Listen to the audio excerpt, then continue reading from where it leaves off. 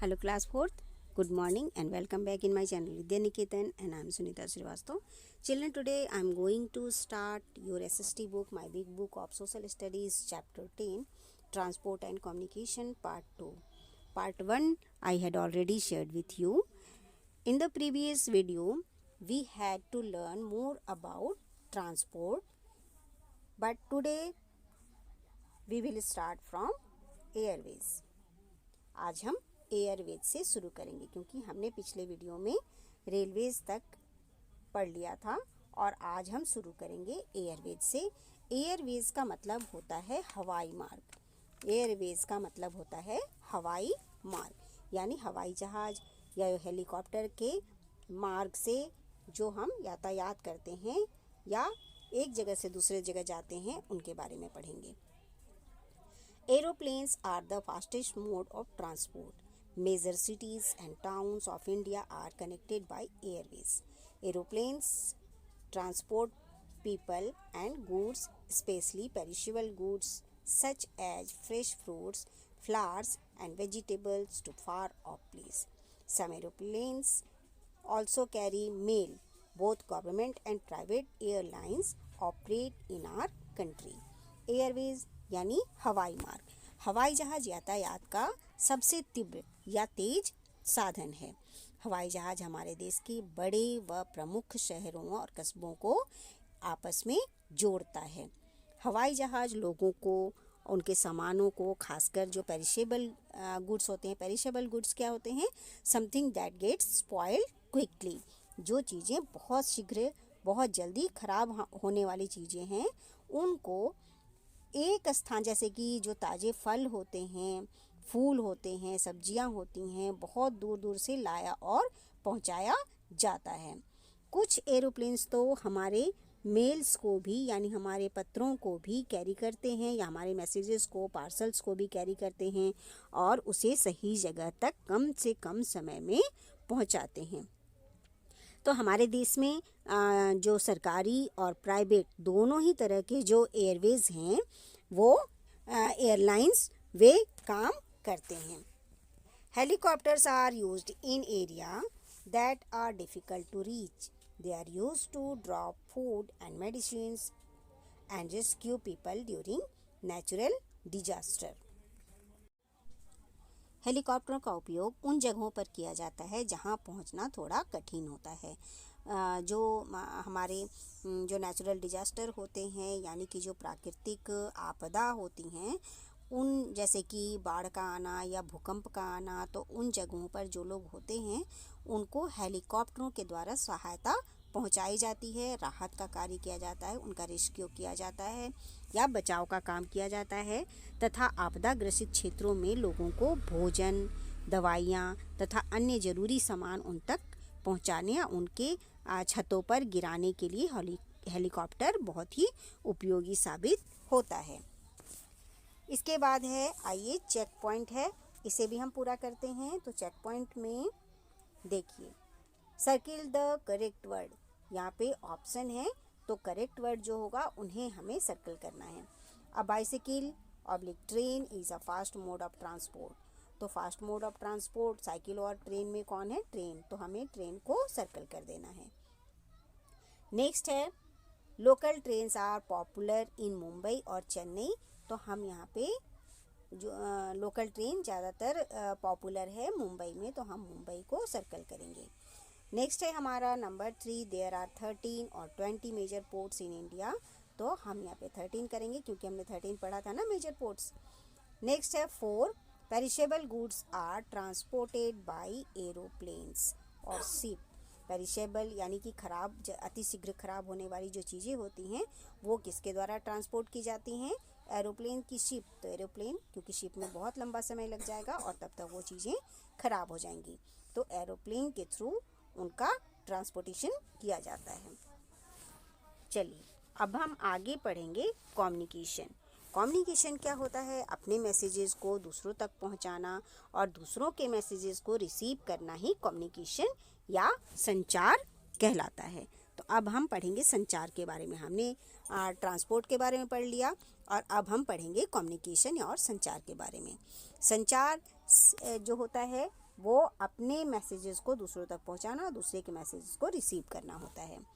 तो चलिए शुरू करेंगे। Sending and receiving message is called communication. Long ago messages took many days और week to reach. Today they reach. Communication. Sending and receiving message is called communication. Long ago, messages took many days or weeks to reach. Today, they reach in second. संचार संदेशों का आदान प्रदान कहलाता है। बहुत समय पहले संदेशों के आदान प्रदान यानी किसी तक संदेश को भेजने व किसी का संदेश रिसीव करने में बहुत दिन और कई सप्ताह लग जाते थे, लेकिन आज ये सब कुछ ही सेकंड में हो जाते हैं। वो इसलिए क्योंकि आज जो कम्युनिकेशन का मोड है वो बहुत फास्ट है और इसीलिए हमारे मैसेजेस दूसरों तक जल्दी पहुंच भी जाते हैं और दूसरों के मैसेजेस हम तक भी आ जाते हैं। अब हम पढ़ेंगे पोस्टल सर्विस। पोस्टल सर्विस का मतलब होता है डाक सेवा। India's postal service is called India post. It is the largest postal network in the world. People go to post office to buy stamps, inland letters. Inland letters क्या होते हैं? अंतर्देशीय पत्र कार्ड। पोस्ट कार्ड होते हैं, ये card की तरह होते हैं। स्टैम्प्ड एनवेलप्स, और जो एनवेलप लिफाफा होता है जिन पे स्टैम्प्ड लगे होते हैं। स्टैम्प्ड का मतलब क्या होता है? डाक टिकट। Letters and parcels are either sent through ordinary post और through a fastest service called speed post. तो पोस्टल सर्विस का मतलब होता है डाक सेवा। भारत की जो डाक सेवा है भारतीय डाक कहलाती है और दुनिया में इसका जाल विस्तृत रूप से फैला हुआ है, यानी ये दुनिया का सबसे बड़ा नेटवर्क है।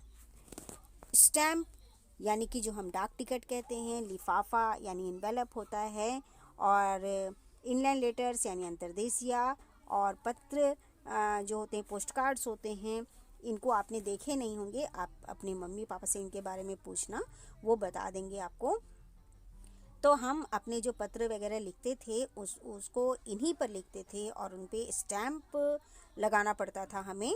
बिना स्टैम्प लगाए वो पत्र पहुंचता नहीं था हमारे रिलेटिव्स तक या हमारे फ्रेंड्स तक, तो ये हमें लगाना पड़ता था और लोग इसे लेने के लिए जाया करते थे पोस्ट ऑफिस में। ये सारी चीज़ें हमें पोस्ट ऑफिस में मिलते थे।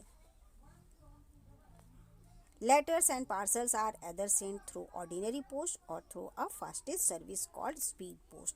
तो जो ये लेटर्स होते थे और जो ये पार्सल्स होते थे वो या तो ऑर्डिनरी पोस्ट के जरिए भेजा जाता था या फिर हम स्पीड पोस्ट यानी कि जो बहुत ही फास्ट सर्विस होता था उसे हम स्पीड पोस्ट कहते थे, और उससे हमारे लेटर्स और पार्सल्स बहुत जल्दी लोगों तक या अपने रिलेटिव्स तक मिल जाते थे।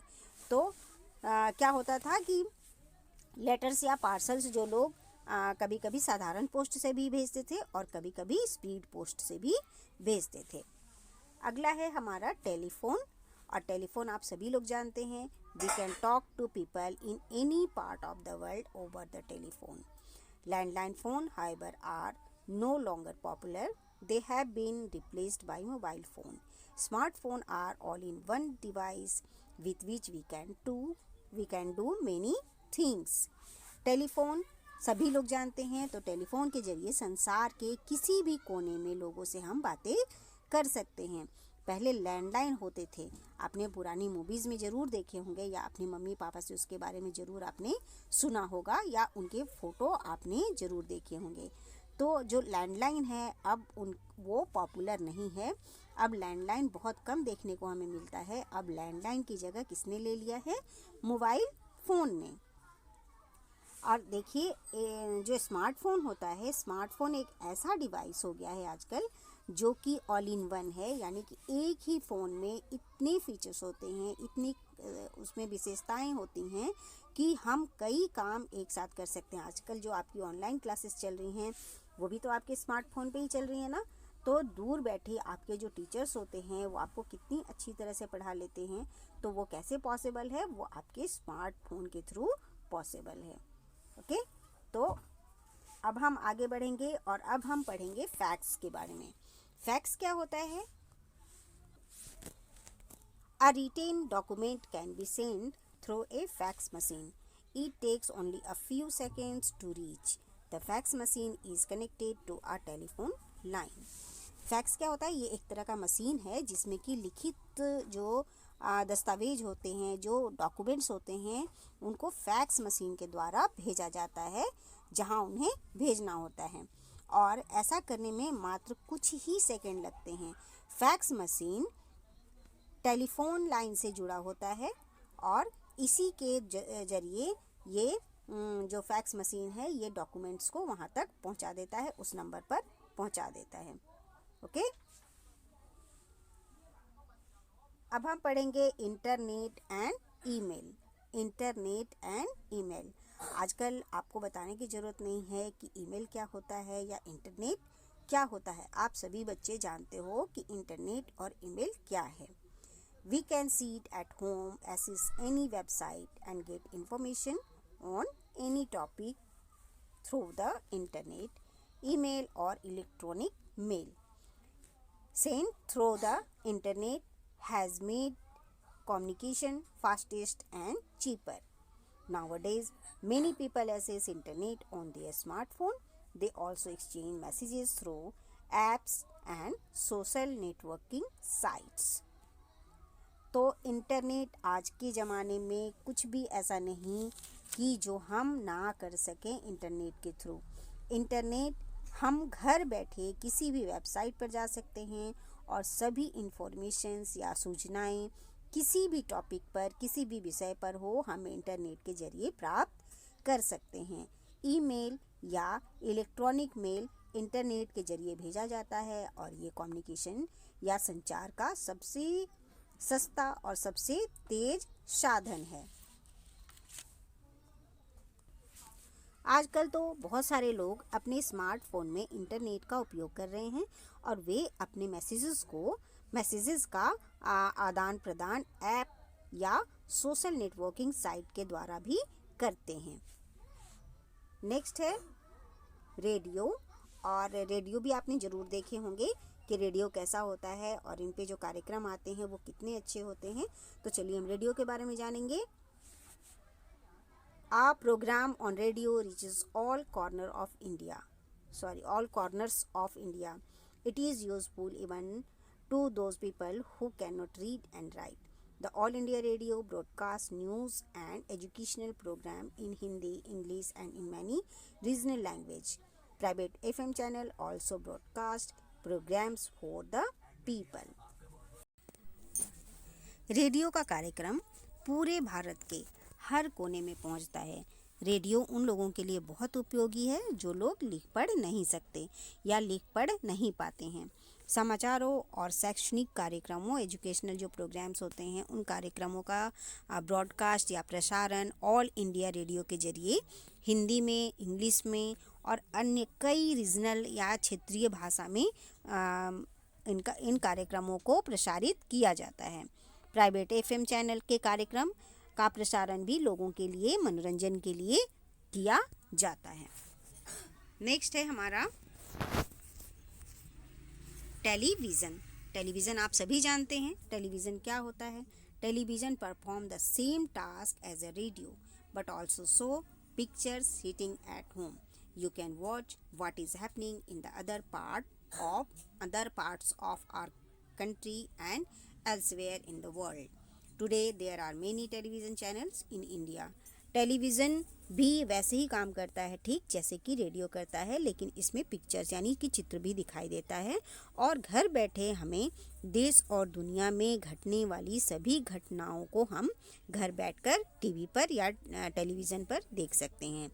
अब तो भारत में भी टीवी के बहुत सारे चैनल्स हो गए हैं, जैसे कि कार्टून हैं, म्यूज़िक चैनल हैं और भी बहुत सारे ऐसे चैनल हैं जो हमारे रिलीजियस चैनल हैं, तो मूवीज़ के चैनल हैं। बहुत सारे चैनल हो गए हैं जो हम देखते हैं और इन्जॉय करते हैं। इसके बाद है सिनेमा। सिनेमा क्या होता है? मूवीज़ या फिल्में। Movies are made in many languages. They educate as well as entertain. They also spread social messages. तो जो मूवीज़ होती हैं, जो फ़िल्में होती हैं, वो बहुत सारी भाषाओं में बनते हैं और वे हमारा मनोरंजन के साथ साथ हमें कुछ शिक्षा भी दे जाते हैं। सिनेमा जो होते हैं वो कुछ सामाजिक संदेश भी हमें दे जाते हैं। इसके बाद है हमारा न्यूज़पेपर एंड मैगज़ीन्स। न्यूज़पेपर यानी कि अखबार और मैगज़ीन्स यानी कि पत्र पत्रिकाएं। A large number of newspaper and magazines are published in India. These carry news and information about events from all parts of the world. Some people read e-newspaper on their tablet or smartphone. Newspaper और magazine Bharat में बहुत सारे newspaper और बहुत सारे magazines छपते हैं और ये बहुत सारे न्यूज़ और घटनाओं को भी दुनिया में जो घट रही होती हैं उन सभी की जानकारी और सूचनाएं हमें देती हैं। बहुत सारे लोग क्या होते हैं कि आजकल न्यूज़पेपर, किसी के पास अगर अखबार पढ़ने का टाइम नहीं है तो उनके स्मार्टफोन में भी न्यूज़पेपर है और वो लोग अपने टैबलेट पर या अपने फ़ोन पर न्यूज़पेपर पढ़ लेते हैं और देश दुनिया की जानकारी ले लेते हैं। तो ये है संचार के साधन जिससे हमारे संदेश या दुनिया में होने वाली सभी घटनाओं के संदेश हम तक पहुंच पाते हैं इन माध्यमों से। जैसे पोस्टल सर्विस, हम पत्र लिखकर भी अपने यहाँ की घटनाओं को एक जगह से दूसरी जगह तक भेज सकते हैं। टेलीफोन के ज़रिए भी हो जाती हैं बातें और संचार, इसको भी हम कहते हैं। टेलीविज़न के ज़रिए भी दुनिया में घटित घटनाओं को हम जान पाते हैं और ये भी संचार का एक बहुत ही अच्छा साधन है। इसके अलावा जो सिनेमा है ये हमें कुछ संदेश दे जाती हैं, हमें कुछ बता जाती हैं कि हमारे समाज में क्या हो रहा है और हम उन बुराइयों को किस तरह से हटा सकते हैं। तो जो सिनेमा होती हैं, जो फिल्में होती हैं, वो हमें एक सामाजिक मैसेज भी, हमें एक सोशल मैसेज भी दे जाते हैं। न्यूज़पेपर और मैगज़ीन भी आपने ज़रूर देखे होंगे अपने घर में और ये भी एक संचार का बहुत अच्छा साधन है और बहुत सशक्त साधन है और इससे भी हम बहुत सारी जानकारी, जैसे एजुकेशन से रिलेटेड हो या स्पोर्ट्स से रिलेटेड हो, बहुत से तरह की जानकारी इन न्यूज़पेपर और मैगज़ीन्स के थ्रू हमें मिलता है। तो मैं समझती हूँ आपने बहुत अच्छी तरह से समझ लिया होगा ट्रांसपोर्ट को भी और कम्युनिकेशन को भी। तो मैं बहुत जल्दी आपको इस चैप्टर के क्वेश्चन आंसर करके आप तक शेयर करूँगी, आपके साथ शेयर करूँगी।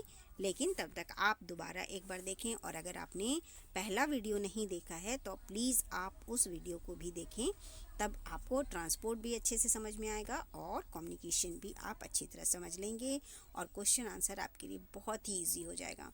ओके, तब तक अपना ध्यान रखें और अपनी पढ़ाई जारी रखें। थैंक यू बच्चों, हैव अ नाइस डे।